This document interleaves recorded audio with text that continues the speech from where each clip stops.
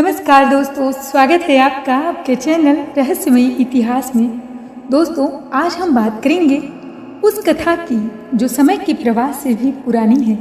सुनिए उस देव पुरुष की कहानी जिनकी हर सांस में धर्म बसा था। सुनिए उस नायक की महागाथा जिनके बिना महाभारत अधूरी है। तो अनुमान लगाइए हम किसके बारे में बात कर रहे हैं। मुझे आशा है आपने अंदाजा लगा ही लिया होगा। हाँ दोस्तों, आज हम बात करेंगे योगेश्वर भगवान श्री कृष्ण के बारे में। दोस्तों, क्या आप जानते हैं महाभारत युद्ध में कितने वर्ष के थे भगवान श्री कृष्ण? किस आयु में ली थी उन्होंने धरती से विदाई? दोस्तों, भगवान श्री कृष्ण की पूरी गाथा में 8 अंक का गजब का संयोग है। हमारी वैदिक गणनाओं में इसे अनंत ऊर्जा और विस्तार का प्रतीक भी कहा गया है। जैसे श्री कृष्ण को पूर्ण अवतार कहा गया है, क्योंकि श्री कृष्ण में विष्णु के सभी गुण और शक्तियां प्रकट हुई थीं।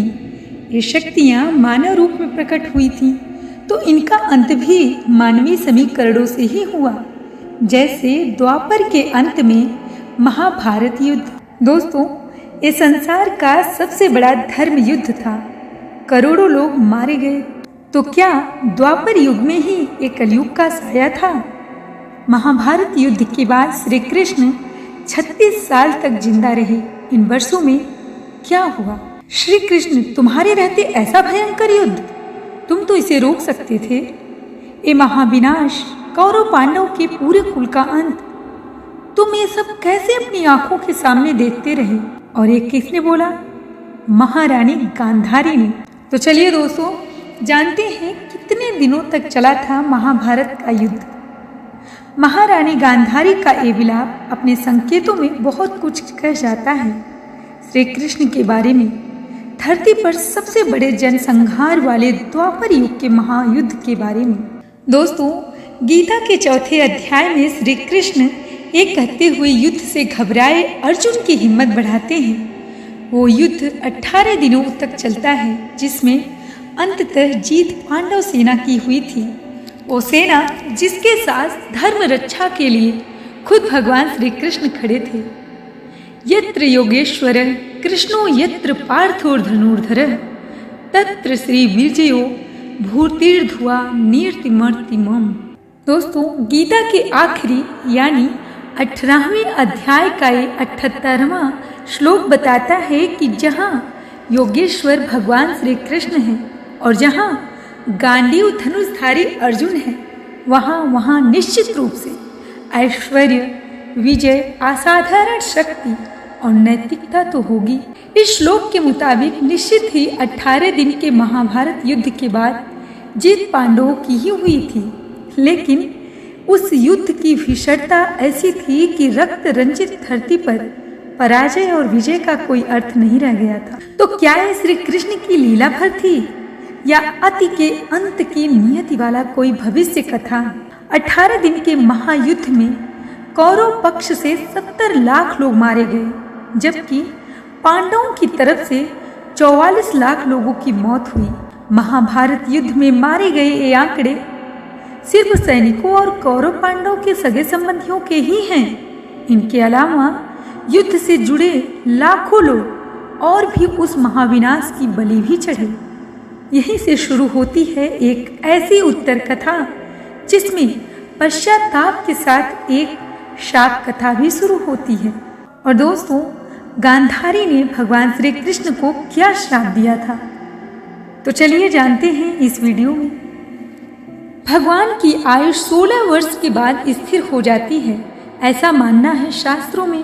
और दोस्तों, इसके बाद माता गांधारी ने श्राप दे दिया कि जैसे युद्ध में परिवार झोंक दिया, युद्ध को आप रोक सकते थे। ईश्वर का अवतार थे श्री कृष्ण, तो क्या कौरवों की आहत माता का शाप नहीं सहन करते? क्या पीड़ा भरी प्रतिकार का एक कहते हुए दबा देते कि माता गांधारी, तुम्हारे कुल का अंत तुम्हारे पुत्रों के अधर्म की वजह से हुआ है? लेकिन कृष्ण ने ऐसा कुछ नहीं किया। गांधारी के शाप को भी माथे से लगाया और मुस्कुराते हुए अपनी धर्म यात्रा में आगे बढ़ गए, क्योंकि नैतिकता और धर्म की प्रमुखता वाला अंतिम युग द्वापर खत्म जो होने वाला था, अधर्म की बहुलता वाला कलयुग समय के संधि काल तक आ पहुंचा था। हमारी वैदिक गणनाएं तो ये भी कहती हैं कि महाभारत युद्ध दरअसल कलयुग के साये में ही हुआ था। तो क्या श्री कृष्ण सारे शाप का भागी बनते हुए भी चुप रहे ताकि आने वाले युग को न्याय की अमर धर्म ध्वजा दिख सके? धर्म की पुनः स्थापना करने के लिए मैं प्रत्येक युग में जन्म लेता हूँ, और ये कहा गया है श्रीमद् भागवत के अध्याय 4 में। क्या कलयुग के साये में हुआ था महाभारत युद्ध?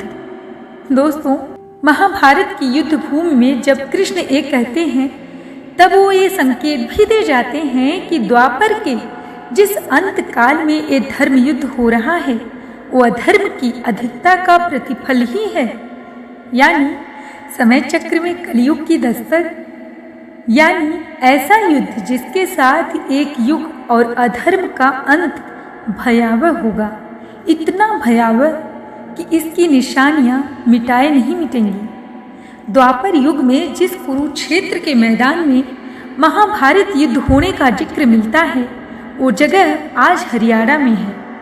यहाँ उस भीषण युद्ध की निशानियां भी मिलती हैं, खास तौर पर लाल मिट्टी जिसे महाभारत काल की युद्धों के खून से रक्त रंजित माना जाता है। दोस्तों, इस मान्यता के साथ कुछ महाभारत युद्ध के काल पर कुछ रिसर्च भी हुए हैं जिससे पता चलता है वो महाभारत युग द्वापर युग और कलयुग के संधि काल के दौरान हुआ था। अगर महाभारत काल के बाद के ग्रंथों में जो शोध मिलता है उसमें अहम है महान गणितज्ञ आर्यभट्ट।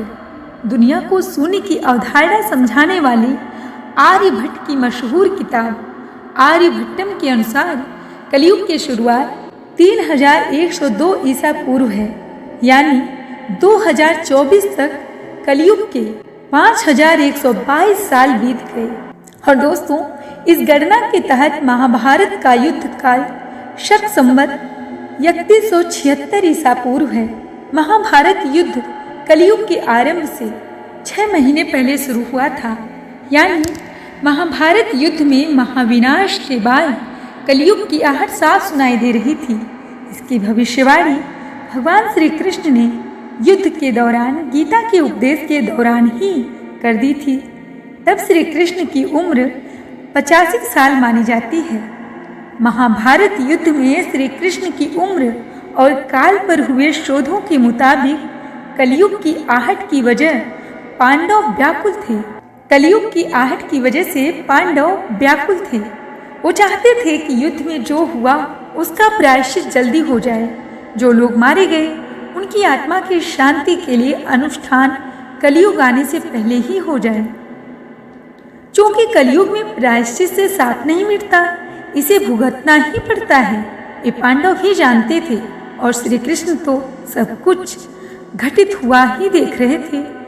फिर भी धर्म युद्ध की तरह अमित्र धर्म के निर्वाह से पीछे नहीं हटे।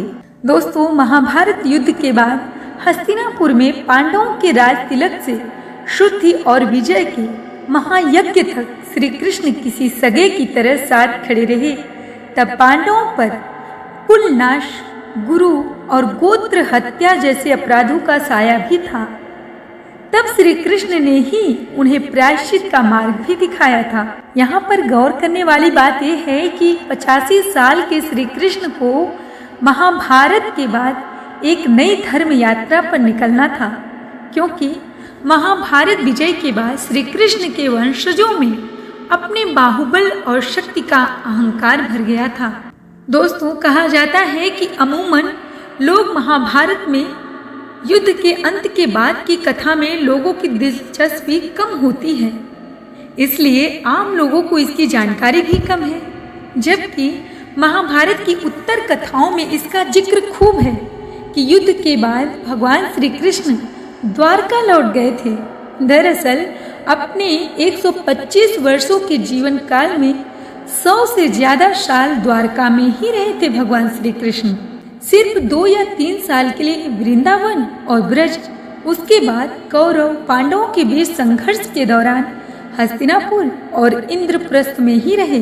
बाकी का समय श्री कृष्ण का द्वारका में अपनी प्रजा के बीच गुजरा। लेकिन महाभारत युद्ध के बाद जब द्वारका लौटे तब यहाँ का पूरा दृश्य ही बदल गया था, प्रजा का भी और खुद श्री कृष्ण का भी। दोस्तों, गुजरात के समुद्र तट पर स्थित द्वारकाधीश मंदिर आज भी भगवान श्री कृष्ण के अजेय साम्राज्य की गवाही देता है। इस मंदिर से जुड़ी गाथाएं बताती हैं कि महाभारत युद्ध के बाद श्री कृष्ण जब लौटे तब वो दैहिक रूप से वृद्धावस्था में प्रवेश कर चुके थे। अपनी प्रजा के बीच अपने वंशजों का अनैतिक होता व्यवहार अब श्री कृष्ण जी के लिए चुनौती बनता जा रहा था। विश्वकर्मा ने जिस खूबसूरती के साथ श्री कृष्ण की नगरी द्वारका को गढ़ा था, आज उसकी सिर्फ कल्पना की जा सकती है। इसका वर्णन द्वापर युग के कई ग्रंथों में भी मिलता है। इनके मुताबिक साम्राज्य की तरह कृष्ण का वंश भी बहुत ही व्यापक हो चला था। उनकी अष्टभार्या यानी 8 मुख्य पत्नियां थीं। इनमें रुक्मिणी, जाम्बवंती, सत्यभामा, कालिंदी, मित्रबिंदा, सत्या, भद्रा और लक्ष्मणा थी। और कहा जाता है कि उन्हें हर पत्नी से 10 पुत्र पैदा हुए। इनमें साम, प्रद्युम्न, सुबाहु और भानु जैसे प्रतापी पुत्र भी थे। श्री कृष्ण के 80 पुत्रों का कुल था। दोस्तों, वैसे तो श्री कृष्ण के सभी पुत्रों में उनका कोई ना कोई गुण था, लेकिन कलयुग की आहट के साथ पुत्रों समेत 56 करोड़ यदुवंशी समाज का रवैया ही बदल गया था। कहते हैं कि सांब नाम के एक पुत्र ने एक बार महल में आए महात्माओं का मजाक उड़ाया था। और दोस्तों, कथा के मुताबिक जब सांब स्त्री का वेश धर अपने पेट पर घड़ा बांधे महात्माओं के पास पहुंचे और उनसे पूछा कि आप लोग ज्ञानी और अंतर्यामी हैं, बताइए मेरे पेट में क्या है, बालक या बालिका। और दोस्तों, सांब के मजाक से आहत महात्माओं ने श्राप दे दिया कि तुम्हारे पेट में जो भी है उसी से तुम्हारे कुल का अंत होगा। पुत्र के इस व्यवहार से आहत श्री कृष्ण लगातार धर्म यात्रा करते रहे। वहां अपने वंशजों को लेकर शाप मुक्ति की प्रार्थना करते रहे। महाभारत के युद्ध के बाद द्वारका में 36 साल राज करने के बाद श्री कृष्ण ने अपना अंत कुछ ऐसे चुना था जैसे वो अपने सामने आपसी संघर्ष में मरते हुए कुल का अंत नहीं रोक सके, वैसे ही अपने मौत के भी रास्ते में नहीं आए। दोस्तों, द्वारकाधीश मंदिर में बनी 56 सीढ़ियां आज भी 56 करोड़ यदुवंशियों के परस्पर संघर्ष और आपसी संहार की याद दिलाती है। ये श्री कृष्ण के मूल्यों की अनदेखी का नतीजा था। इसके बाद ही धरती पर कलयुग का प्रवेश होता है। श्री कृष्ण के महानिर्वाण के ठीक अगले पल श्री कृष्ण के इस लोक से जाने के बाद पांडवों ने भी अपने जीवन के प्रति वैराग्य ही महसूस किया। उन्होंने राजा परीक्षित को हस्तिनापुर का राजपाट सौंपा और स्वयं हिमालय की तरफ चले गए। धृतराष्ट्र, गांधारी और कुंती ने हस्तिनापुर छोड़ दिया और वनवास में चले गए। वे वर्षों तक वन में तपस्या करते रहे। एक दिन जंगल में अचानक लगी आग में वे तीनों जलकर मृत्यु को प्राप्त हुए। और दोस्तों, उनके साथ संजय भी थे, जिन्होंने यह घटना देखी और फिर हिमालय चले गए। इस तरह महाभारत के सभी किरदारों का अंत हुआ। और दोस्तों, भागवत पुराण के अनुसार श्री कृष्ण की आयु 125 वर्ष थी जब उन्होंने पृथ्वी छोड़ी। उनके प्रस्थान के साथ ही कलयुग की शुरुआत मानी जाती है। यानी जो कृष्ण बचपन में माखन चुराते थे, जो यौवन में गोपियों के संग रास रचाते थे, जो युद्ध भूमि में गीता का उपदेश देते थे, वही कृष्ण 125 वर्ष की दिव्य यात्रा पूरी कर इस संसार से विदा हो गए।